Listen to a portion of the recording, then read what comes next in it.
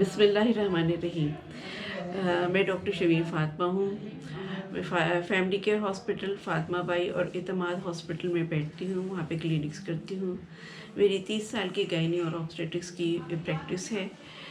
मैं आज जो है ना जिस बात पे मौजू पे बात कर रही हूँ वो है इनफर्टिलिटी, यानी कि बांझपन। तो इनफर्टिलिटी में जो है दोनों हस्बैंड और वाइफ दोनों जो है ना उनके टेस्ट इन्वॉल्व होते हैं। मियाँ का भी बराबर का किरदार है और बीवी का भी। सबसे पहले हमारी कोशिश ये होती है कि मियाँ के जो है ना हम सीमेन एनालिसिस करवा लें। अगर वो सीमेन एनालिसिस सही है तो फिर हम आगे बढ़ते हैं, फिर हम जो है ना औरत के ट्रीटमेंट करते हैं।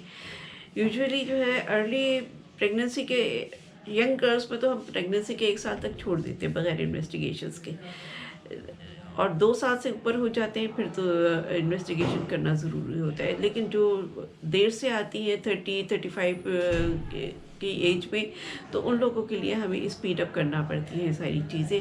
हम 6 महीने 1 साल का उनको ट्रायल टाइम देते हैं, उसके बाद उनको इन्वेस्टिगेट करते हैं। एक हम आजकल बहुत ही कॉमन मर्ज देख रहे हैं, पीसीओएस। आप लोगों ने पीस का नाम सुना होगा। जब मैंने अपनी प्रैक्टिस शुरू की थी या स्टूडेंट लाइफ में, हाउस जॉब के दौरान हम बहुत कम केसेस देखते थे। कभी साल 2 साल में कोई एक आध केस नज़र आता था। लेकिन आजकल सूरत हाल ये है कि हर ओपीडी में हमें 1-2 पेशेंट्स मिल रहे होते हैं। अक्सर पेशेंट्स को ये होता है कि वे माहवारी ठीक टाइम से नहीं आती, 2-2, 3-3, 4-4 महीने के बाद आती है। कुछ को तो आती नहीं है और उनको मेडिसिन्स देते हैं जब भी आती है। इन लोगों को जो है ना ये नॉर्मली कंसीव नहीं कर पाते और ये मोटे भी हो जाते हैं। इनके जो है ना चेहरे के ऊपर, हाथ पैरों, टांगों पे बाल भी बहुत घने आ जाते हैं। और ये जो है ना वज़न आसानी से लूज़ नहीं कर पाते। इन लोगों का मेरा मशवरा ये है कि एक तो जो है ये वज़न लूज़ करें। 5 से 10 किलो अगर वज़न लूज़ कर लेते हैं तो इनकी साइकिल दुरुस्त भी हो जाती है। ओव्यूलेशन, जो अंडा रिलीज़ करने की जो रिदम है, वो भी कुछ बेहतर हो जाती है। इन लोगों में ये होता है कि अंडे बनते तो हैं, लेकिन कब रिलीज़ होंगे वो पता नहीं होता। किसी के 2 महीने में, 3 महीने में रिलीज़ होते हैं। नॉर्मल जैसे पेशेंट्स के हर महीने रिलीज़ होते हैं, कभी एक साइड से कभी दूसरी साइड से। लेकिन इनका पता ही नहीं होता कि ये कितने कितने दिनों में रिलीज़ हो रहे हैं। इसकी वजह से जो है ना हम कुछ उनको गाइडलाइन भी नहीं दे पाते। इनके लिए फिर हम लोग कुछ मेडिसिन प्रिस्क्राइब करते हैं जिससे इनकी साइकिल भी दुरुस्त होती है और ये अपना वज़न भी लूज़ करते हैं। और फिर हम इनको कुछ हिदायत देते हैं जिसके ऊपर अमल करने से ये कंसीव कर सकते हैं। कंसीव करने के लिए फिर हम इनको मेडिकेशंस भी देते हैं। दूसरा मसला ये हो जाता है कि कुछ पीसीओएस के अलावा और बीमारियाँ होती हैं।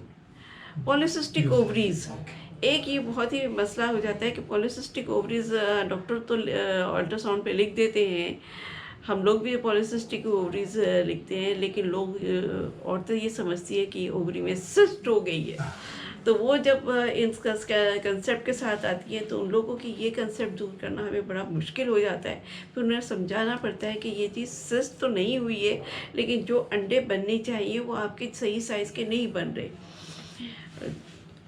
जैसे ये होता है कि नॉर्मल साइज़ के जो है ना हम 1.8 टू 2.5 तक हम लोग लेते हैं कि अंडा बन रहा है, तो वो कंसीव कर सकती हैं। इनके अंडे 0.5, 0.8, 1 सेंटीमीटर से नीचे नीचे बनते हैं और एक नहीं बने हुए होते, कोई 10-20 बने हुए होते हैं। आजकल तो जो है कहते हैं कि एटलीस्ट 20 होनी चाहिए, less than about 0.5 to 0.6 centimetres के वो। और फिर वो एक पर्ल की सूरत में जो है ना, पर्लिस्टिंग की सूरत में वो अरेंज होते हैं ओवरीज में।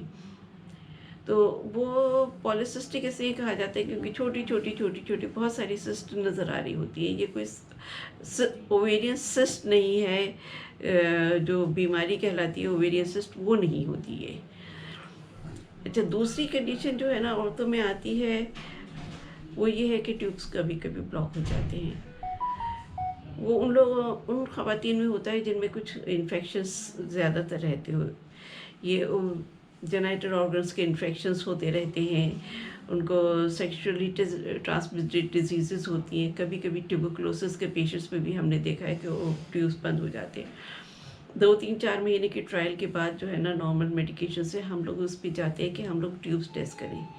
लेकिन जो एल्डरली पेशेंट्स आते हैं तो उनके हम जल्दी टेस्ट करते हैं, ताकि ये पता चल जाए कि ये ट्यूब्स अगर पेटेंट है कि नहीं।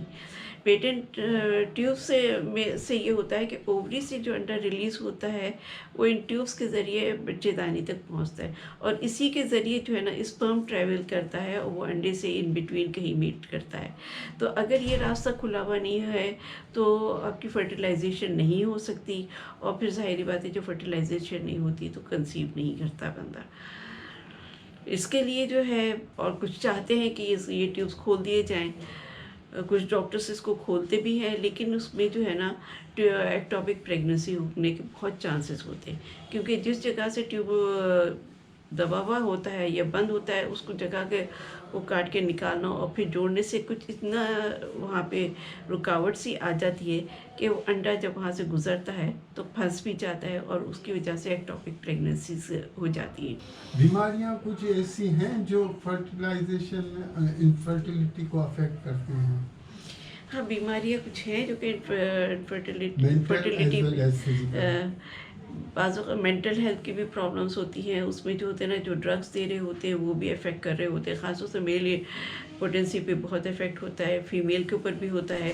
दूसरी चीज़ ये है कि थायराइड की भी डिजीज़ेस होती हैं, अच्छा। या कोई वायरल इन्फेक्शंस होते हैं, they can not diabetes diabetes के में भी इम्पोर्टेंसी वगैरह हो